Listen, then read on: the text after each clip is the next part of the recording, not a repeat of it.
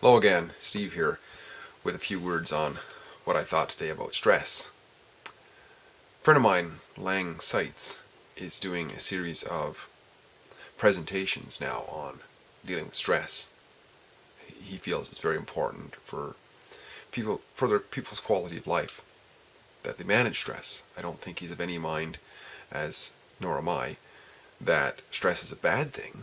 I mean, we, as when I say we, I mean scientific communities of people who really look at these sorts of things probably come to a great deal of conclusion that this is an adaptation that we have developed in order to survive, right? Because from where we've evolved from, everything was about survival, and it still is to a great extent. How we conduct our lives, why we get concerned about things, and so on. Because at one time things were much more life and death, and they still can be, of course, right? Now, we can see the damaging effects of stress and how it manifests in the physical body. Now, I don't have any complete evidence of this, but one of my brothers, an older brother of mine, he has Parkinson's, and he's losing weight quite rapidly. And I was asking somebody else who's a health professional and quite versed in this sort of thing, and she was saying that what can happen, and this is the case with my brother, is that he gets terrible shakes. So he is shaking uncontrollably all over, right, for many hours of the day. And that burns up an amazing amount of energy, because it takes muscle energy to flex, to contract and all those muscles for that period of time. And therefore, if there's not as much, and perhaps compromised digestive system and whatnot, is burning up more energy than he's consuming. And therefore, you can see the direct effect of a stress on the body. Stress on the body, I don't know I haven't really researched into Parkinson's that much and so on, but nevertheless, you can see the effects of a particular stress on the body manifesting into uncontrollable shakes, manifesting into physical degradation. But most of the stress that we come across in our lives, of course, is just as a result of living our lives. I mean, people get stressed out about their finances and about the mortgage and about what school the kid's going to go into and how's the kid doing, and then kids are growing up and they're riding the bikes on the road, and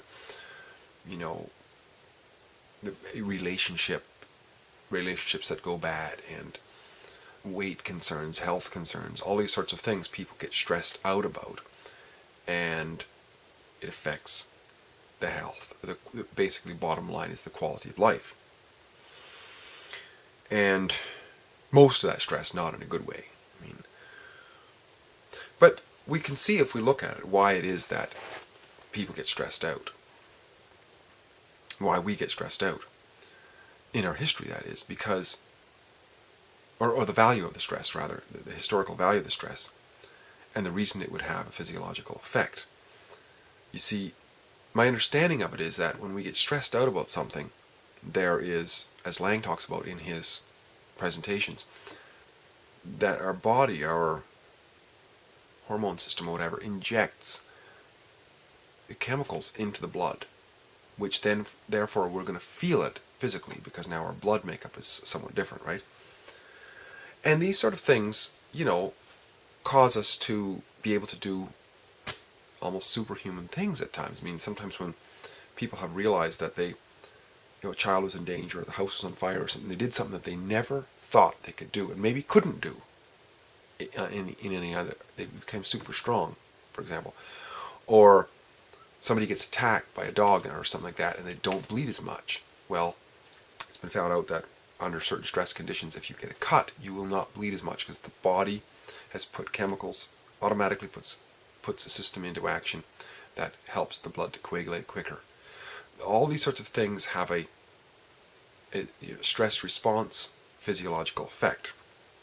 So to know this is good, but oftentimes these systems are prompted in situations where there is no imminent danger. Rationally, Empirically, we see there is no imminent danger. But because of our program and perhaps our subconscious heritage, we, as in the whole system, the body, the sense data and everything, indicates that it is an imminent danger, but we rationally and empirically see that it isn't. A good example of that, of course, is standing up in front of a crowded room and giving a presentation. A lot of people freak out about that, and I used to have a situation where I physically would stammer and not be able to see things and just completely lose it.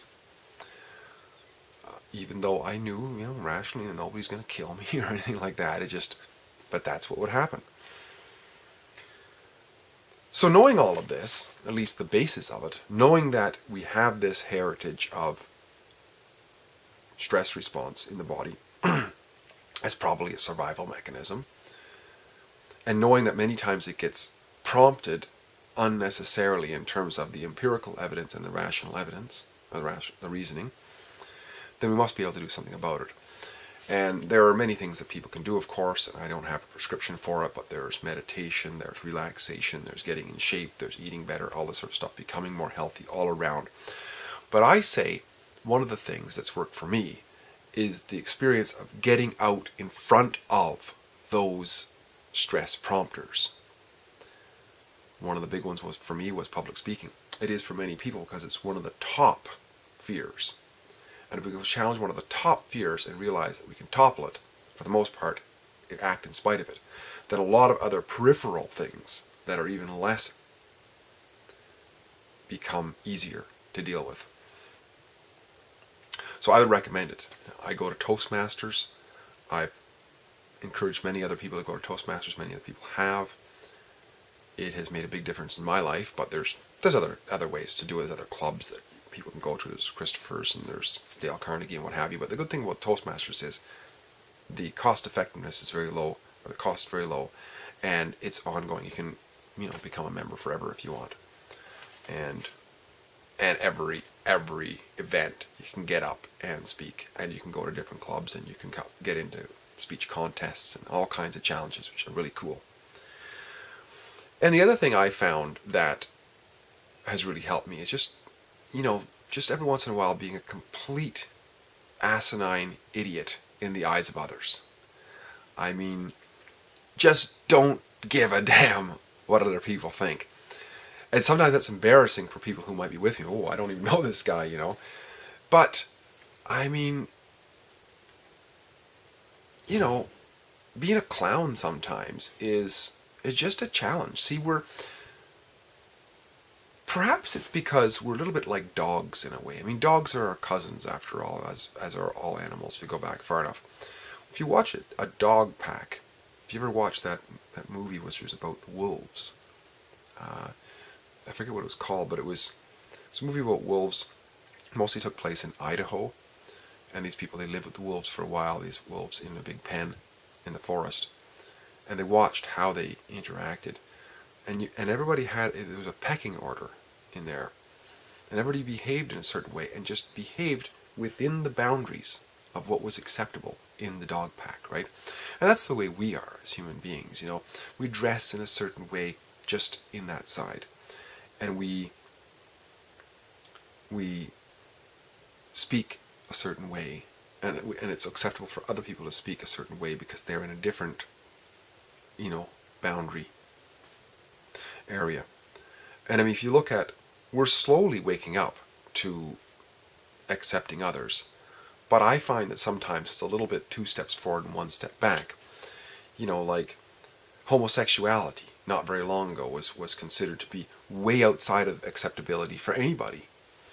And now it's becoming more acceptable. And other things that were acceptable then, like, conservative politics or something like that, is now, for a great degree, unacceptable in the eyes of many. So everybody, we're all bigoted to some extent.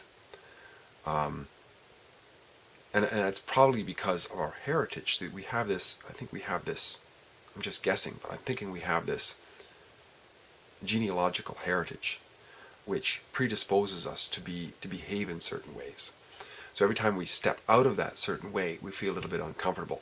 And there's almost nothing more powerful than being, just looking like a jackass in the public, or just being, doing something silly, or standing up in front of a crowd at a, a Toastmasters meeting or something when you're going to give a speech, and doing it, and then upping the ante after a while. Instead of just telling a speech, sing a speech or something like that, and everybody goes, what the hell, but it keeps on chipping away at these natural, I would say, these natural prohibitions on us acting outside of our boundary. I say natural because in days gone by, the genealogy that's still with us, it would be maybe suicide to act like outside of the boundary of our. You look at the dog pack, the beta, or I forget what they call it, the dog that's sort of way down the chain.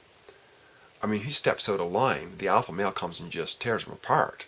Doesn't kill him, but he makes sure that he remembers that, right? So we still have that. I mean, we have this ingrained sense of potential ridicule that we dress in a certain way and not out of a certain way. And we look at, people who wear something different as, well, that's kind of queer or whatever, right? But in terms of our ability to deal with stress, coming back to the stress, by facing up to these stresses, I'm going to say there's probably at least several ways that we can overcome this effect, this negative effect of stress. One of them, of course, is to go through relaxation processes like meditation and what have you. The other one is to challenge the stress, stand in front of that fear-prompted stress, and realize that it's a lie in this case. It's just an old prompt that keeps coming up. But in spite of it, the prompt, there's no bite behind its prompting. So I'd say that, probably two main ways that worked for me. It was just learning how to relax, and in one that's kind of a not so active way. Another way is actually getting up and confronting the challenges that prompt that stress. And when it blows through it, the stress dissipates, and then there's more relaxation. And the things that work for me in that respect are public speaking and just being a plain old jackass sometimes in public, much to the chagrin of those who might otherwise hope that I would just conform to the dog pack. Hope this is helpful. It was great chatting again. And have a stress reduced, not a stress-free, because stress is important, but a not so debilitatingly stressful day and week and month to come. Talk to you soon again. My name is